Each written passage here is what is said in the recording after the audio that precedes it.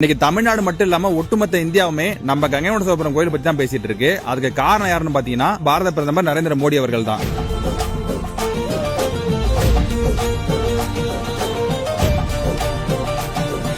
தமிழுக்கும் தமிழ் மன்னரான மாமன்னர் ராஜேந்திர சோழனுக்கும் அவ்வளவு முக்கியத்துவம் கொடுத்து நம்ம ஊர்ல இருக்க கங்கை கொண்ட சோழபுரம் கோயிலுக்கு வந்திருக்காரு. நம்ம கங்கை கொண்ட சோழபுரம் கோயில் கட்டிடக்கலையை பார்த்த நரேந்திர மோடி அவர்கள் ரொம்பவும் வியந்து போய் சோழர்களை பெருமைப்படுத்தி சொல்லியிருந்தாங்க.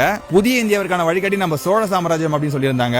அது மட்டும் இல்லங்க, மாமன்னர் ராஜராஜ சோழனுக்கும் ராஜேந்திர சோழனுக்கும் பிரம்மாண்ட சிலை அமைக்க போறதாவும் சொல்லியிருந்தாங்க. ராஜேந்திர சோழனுடைய வெற்றி பயணத்தின் 1000வது ஆண்டை குறிக்கிற வகையில 1000 ரூபாய் நாணயமும் வெளியிட்டிருந்தாங்க. அது மட்டும் இல்லங்க, தமிழ் கலாச்சாரத்துறை இணைந்த புனிதமான செங்கோல் நாடாளுமன்றத்தில் இருக்கு நினைச்சு பெருமைப்படுத்தி சொல்லியிருந்தாரு. பிரதமர் நரேந்திர மோடி அவர்கள் ஊருக்கு வந்துட்டு போனதால கங்கை கொண்ட சோழபுரம் கோயில் நிறைய பேருக்கு தெரிய வரும். இதனால நிறைய சுற்றுலா பயணிகள் வர ஆரம்பிப்பாங்க. ஏன் சொல்றேன்னு பாத்தீங்கன்னா, நம்ம லோக்கல் சேனல் மட்டும் இல்லாம ஒட்டுமொத்த நேஷனல் சேனல் வரைக்கும் நம்ம கங்கை கொண்ட சோழபுரம் கோயில் தான் டெலிகாஸ்ட் ஆச்சு. தமிழ்நாட்டுக்கு மட்டுமே தெரிஞ்ச கங்கை கொண்ட சோழபுரம் கோயில் இப்போ ஒட்டுமொத்த இந்தியாவுமே திரும்பி பாக்குது. அதுக்கு காரணமா இருந்த பாரத பிரதமர் நரேந்திர மோடிக்கு நம்மளோட நன்றிகளை சொல்லுவாங்க.